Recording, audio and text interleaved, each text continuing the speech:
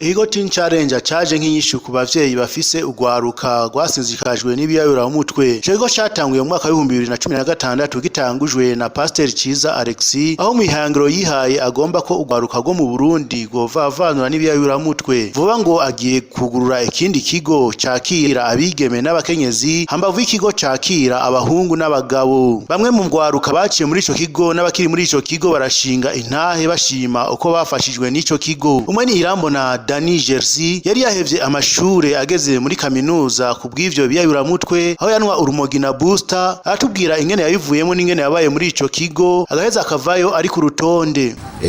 Ubu nari narahevye amashure nanahe mu wa kabiri niga Bachelor of Science of Technology kuri BIU kigo, ariko kubera booster naratonda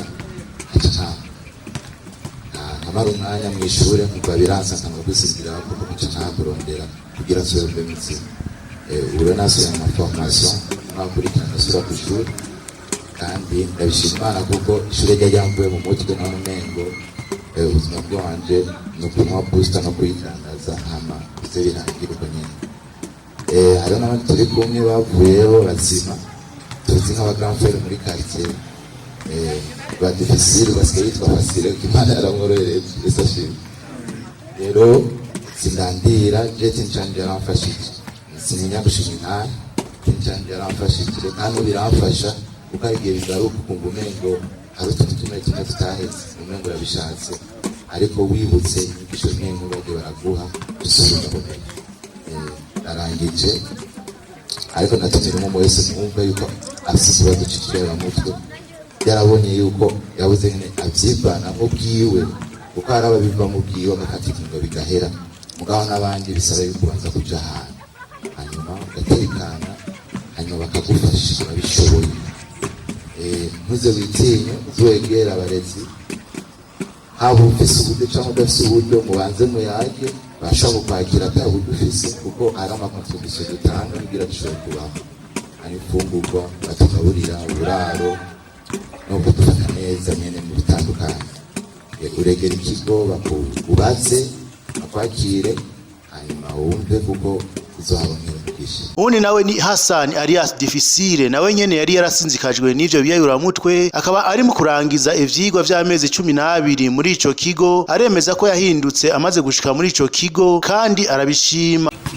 Jewe abanzi mvuka ngaho mu Giswahili mwere ndumwana w'imfura, narakunda siporo, naramukiye umupira none bamfasha abarurangira mu mupira agera ku buryo nakina mu gutwa bisajiga umugabo wacu twagiye turababaza agera igihe witwa Flambeau de Centre n'umwumva yo mu gukina umupira kwanje narabonye amafaranga menshi, rero kuvuga nari bwabwira ubwenge bwo kubakoresha nace ndayajyana mu nzoga, urumogi, mu itabi.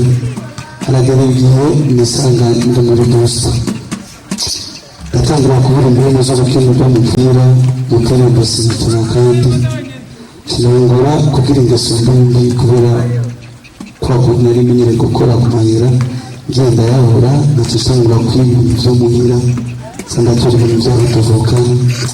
Rero nako ndabarabishije muhira bitangura guhera ndashoka hanze bitangura kwibintu vy'abantu.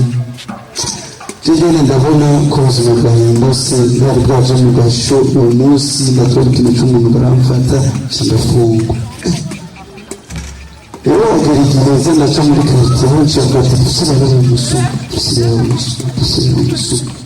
tuzina mu bingo rirange nari menyere mu migwamashi muri stade umunsi ndaruka gusuma amasenga Imana mbazi Imana ati Imana jewe ndene ntangure neza cyembereza nawe urarabo y'indoro. Umunsi nari njyanye nagejeje kunywa iyo booster iramurira nabi biranka ko njya mara iminsi 3 nkasohoka maramutse avuga ati biba mwana wanje ko atakiva no mu nzu habaye iki. Rero booster yaramenyereye cyane uyobozi no gutambuka aragera urwego udutambuka amaraza barabomora umuryango basanga ni ndani ndaryama. Mugabo vyose nuko nihereza amazi ari amande yanjye amucanga ati noneho ibi none ko bizokwica ubona jewe ndarushe kaba uko ngene jewe nkaba nuko baza baranjana ahantu nyaruhanga ngaho muri Teen Challenge tuhasanga hari inyigisho zikomeye. Nkihashika byarangoye kubera iposita naramaze iminsi 3 ndonka mugabo inyota y'itabi murabizi ko idahera vuba. Itabi rirambangamira, abarongozi barankarira, mugabo hariho abamama bakoze gusenga mu gatondo iminsi yose bashimira umumama wawe witwa Mutigita imumuza bwe. Rero naca mfatira muri ayo masengesho mu mizima nari nsanzwe ndi mu mizima mugabo nkaza numva amajambo bavuga mu Kirundi ariko arangora ku mutima. uwo munsi bakabasoma muri Yesaya igice cya 55 uhereye ku murongo wa 2. Yesu atumira abantu ku buntu ababwira ko ari we akiza inyota zose zibaho. Aho hantu ndahakunda kimanya ndahasoma ndavuga ati kandi ndumvira muri Yesu za nyota zanjye zirasobora guhera. Nubwo cyakunda wa masengesho hagera igihe ndafata Bibiliya ndazimbura jenyine niyigisha cyandasoma ahantu muri Matayo igice cya 5 uhereye ku murongo wa 5 yerekana abahigwe abariho. Rero Matayo igice cya 5 ku murongo wa 5 haranyubaka ko bakiravuga ati hahigwa batekereza ko ari bo bazora gusa. Murongo wa 6 hahigwa bafise inzara n'inyota byo kugororoka ko ari bo bazohaza. Avuga je bw'ubuzima n'uko bw'umuntu kindakira agakiza mugihe harabugwamo abavyeyi baranyana abagenzi bose n'ifise amuzima baranyana ugavuga je n'umwana kandi y'Imana ikankunda ntacu. Rero ivyo byarabaye. Rero ubu kumumbona mukuru ndashinga nawe yasugira neza Yesu nababwira ngo nahindurwa n'amanija n'ukuganya vyingo baradufungurira oya kino hindura ijambo kubera ijya narazijya na kino mupira narade n'inkoko nkayare mugabo tucuye amari ijambo je niyo mbabaye niyo shavuye isoma Bibiliya ishaburira he kwasimbura umurongo niwa nuko je sibirika tufisiye nitwafasiye abona bana b'ivyo bari ngaho Imana barangira ubundi urambabari.